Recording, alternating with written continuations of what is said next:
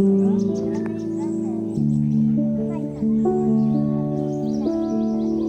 morning ළමයි. Good morning, madam. මම ළඟට එනවා දැක්කෙත් නෑ නේද? බර සාකච්ඡාවක් වගේ. ඔව් madam අපි නායකත්ව පුහුණු වැඩසටහන ගැන පොඩි සාකච්ඡාවක් කරගෙන හිටියේ. ඒකද මේ අද යුනිෆෝම් එක ඇඳගෙන නැත්තේ? ඔව් madam අද විශේෂ දවසක්. මොකක්ද ඒ විශේෂත්වය? madam අපිට අද නායකත්ව පුහුණු වැඩසටහනක් තියෙනවා. හදිසියෙම නායකත්ව පුහුණු වැඩසටහනක් කරන්න හේතුව මොකද්ද? අපි ශිෂ්‍ය නායක සම්මුඛ පරීක්ෂණයකට සූදානම් වෙන්නේ. පුතේ මතිෂ, ඔයා ශිෂ්‍ය නායකයෙක් වෙන්න හිතුවේ ඇයි? මට පාසල වෙනුවෙන් සේවයක් කරන්න හිතුණා. මට මගේ පෞරුෂය ගොඩනගා ගන්න හිතුණා.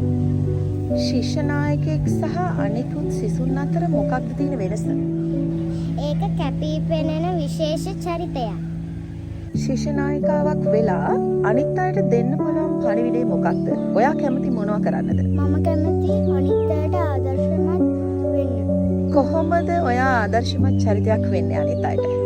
ඊළඟ පිරිසිදු තබා ගැනීම, නියපොතු පිළිවෙලට තබා ගැනීම, පිරිසිදු ඉන්නවා. ශිෂ්‍ය නායිකාවක් වෙලා මොනවා කරන්නද ඔයාට අවශ්‍යතාවය තියෙන්නේ? මට අවශ්‍යයි අනිත් අයට මඟ පෙන්වන්න. මඟ පෙන්වන්න නම් ඔයා ආදර්ශමත් වෙන්න ඕනනේ. කොහොමද ඔයාට ආදර්ශමත් වෙන්න පුළුවන්? අංක 1 අපි පාසලට ආදරය කරන්න ඕනේ. නිල ඇඳුම පිළිවෙලට අඳින්න ඕනේ. පාසලට වෙලාවට පැමිණෙන්න ඕනේ. නියපොතු කපා පිරිසිදුව තබා ගන්න ඕනේ. ඉගෙනීම් කටයුතු හොඳින් කරන්න ඕනේ. මේ සියල්ල මම කරොත් මට පුළුවන් අනිත් අයට ආදර්ශමත් වෙන්න.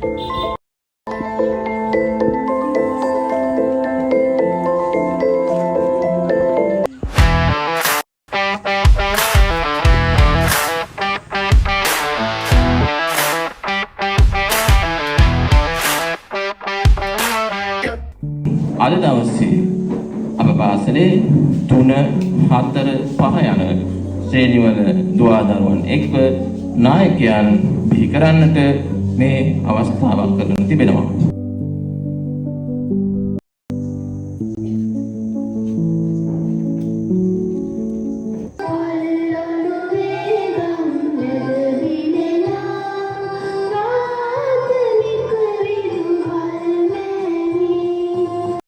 මෙහි සැපවිනි අධ්‍යාපන අමාත්‍යාංශයේ මනෝවිද්‍යා උපදේශක නායකත්ව කුසලතා සංවර්ධන ජාතික පුහුණුකරු ඒ වගේම මහනුවර අධ්‍යාපන කලාපයේ උපදේශනීය පිළිබඳ ගුරු උපදේශක ඒ වගේම මාගේද ආදරණීය ගුරු පියාණන් වන ලක්ෂ්මන් ගුණතිලක ගුරු පියාණනි ඔබව මෙම අවස්ථාවට මා ඉතාමත් ගෞරවයෙන් ආදරයෙන් යුතුව පිළිගනු ලබනවා. අපි දන්නවා නායකත්වයක් කියලා කියන්නේ පොදු පරමාර්ථයක් ළඟා කර ගැනීම සඳහා පුද්ගලයෙකු හෝ පුද්ගල කණ්ඩායමක් මෙහෙයවීම සඳහා තෝරා ගනු ලබන කෙනෙක්. චූටි බලපෑමක් මොනතරම් ජීවිතේ හැරවුම් ලක්ෂයට ඇවිල්ලා තියෙනවද කියලා. ඒ වගේ අද මේ වාගේ ඉස්සරහින් විදුහල්පතිතුමිය මම 1991 තමයි මුල ගහන්නේ මං හිතන්නේ අවුරුදු 6ක් මම ඒ ඉස්කෝලේ හිටියා මුනිපේ මොරයාය සංඝබෝධි සෙනසුරාදා ඉතවත් මං ගෙදර ආවේ නෑ ළමයි එක්ක ට්‍රිප් ගියා කැලේ ඇලේ වැලේ දුලේ අත්දැකීම් ලබා දුන්නා වොලිබෝල් කණ්ඩායමක් හැදුවා කණ්ඩායම් දෙකක් හැදුවා ගෑනුලා පිරිමි ළමයි ඊපස්සේ බෑන්ඩ්ස් ක්‍රිකටින් ස්පෝර්ට්ස් මේවා ගොඩාක් දේවල් ළමයිත් එක්ක බෙදාගත්තා අද ඒගොල්ලෝ ඉන්නේ තාමත් ඉහළ තැන්වල. ඒක එක්කෙනෙක් තමයි වාගේ විදුහල්පතිතුමිය. මිනිස්සු වෙනස් කරන්න නායකත්වය දෙකක් තියෙනවා. එකක් තමයි පාසලේ ප්‍රින්සිපල්, අනික තමයි පන්සලේ හාමුදුරුවෝ. ඔයගොල්ලෝ හරියටම අභිප්‍රාය හිටියනම් රටවල් වෙනස් වෙනවා. ඇයි මුළු පරිසරෙම තමන්ගේ අතට ගන්න පුළුවන්. කැපී පෙනෙන දේ මේ රූපේ මොනවද තියෙන්නේ? මුවෙක් ඉන්නවා, මුවාගේ මොනවද තියෙන්නේ? මෙන්න අර කෑම්පි කියන මම දෙනවා ලකුණු 25ක් යෙලෝ බෑන්ඩ් එකක් දෙනවා අතට. මේ වගේ කන්දලා ඉදිරිපත්ල උත්තරයක් කියනවා. අන්න නායකයෙක්. මේ බලන්න ඉන්නේ මොකද දන්නේ නැහැ උඹ ඉන්නේ. ටකල අදුස්සන උත්තරයක් දෙනවා. අන්න ඉදිරිපත් වීමේ හැකියාව.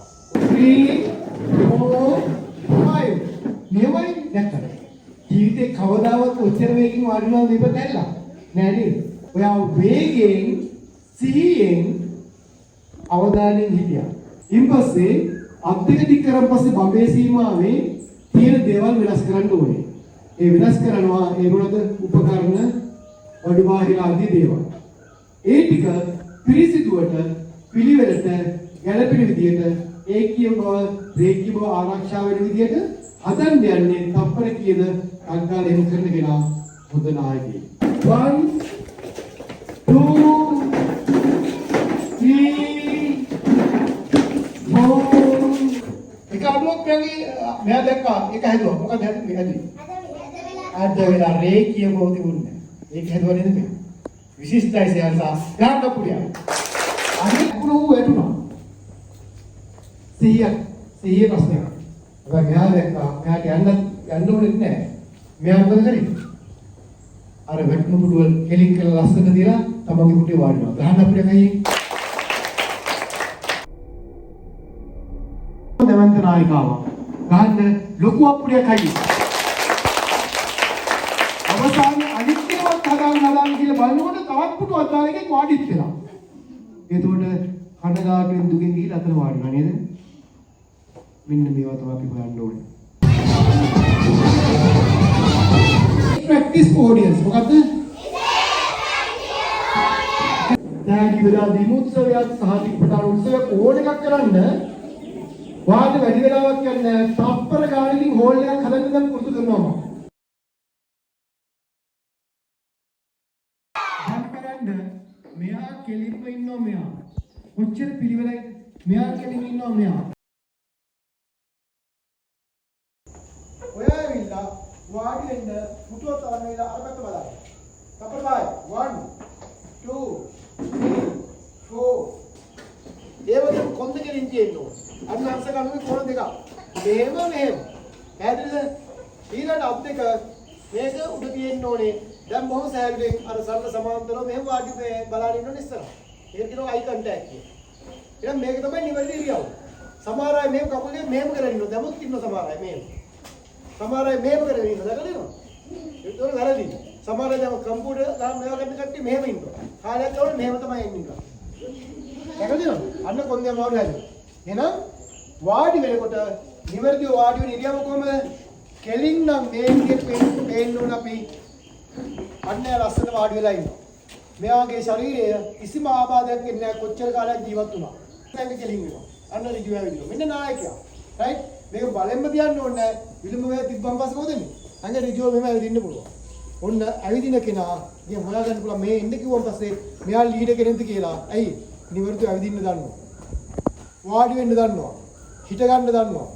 ඔන්න ඉරියව් තුනයි. පැහැදිලිද? right. අන්න හරි. දැන් වට පිරවත් බලන්න ලස්සනට ඉන්නවා. අත් දෙක තියෙන්නේ කකුල් දෙක ඉස්සරහා. කකුල් දෙක උඩින්. නියමයි. දැන් බලන්න කකුල් ඇදලා නැහැ. නැගිටින්න 1 2 නියමයි.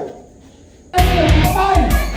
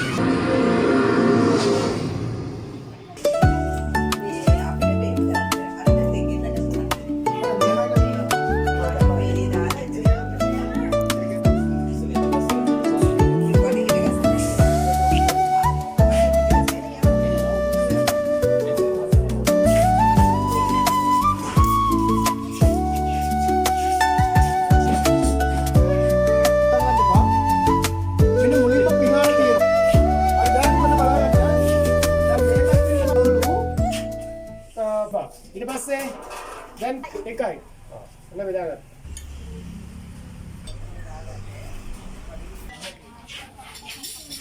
මෙන්න මෙහෙම වාඩි වෙන්න බලන්න.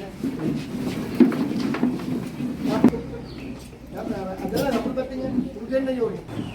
දැන් ඔයගොල්ලෝ කරන්න ඕනේ මම මේ කියන්නේ වද ගන්න. අයි තියෙන්නේ අත බේද ගන්න ඔක්කොම අල්ලගෙන මොකද කරන්නේ? මේ මිනිහේ දෙපැත්තේ මේ මෙන්න මෙහෙම රඳව ගන්න. මේ රුප්පයි ගන්න කොහොමද? හැම පාරම ගන්න ඕනේ. ඒ හැන්නේ මේ මැදින්ම නෙවෙයි. මෙහෙම අරගෙන දැන් හරිද? එතකොට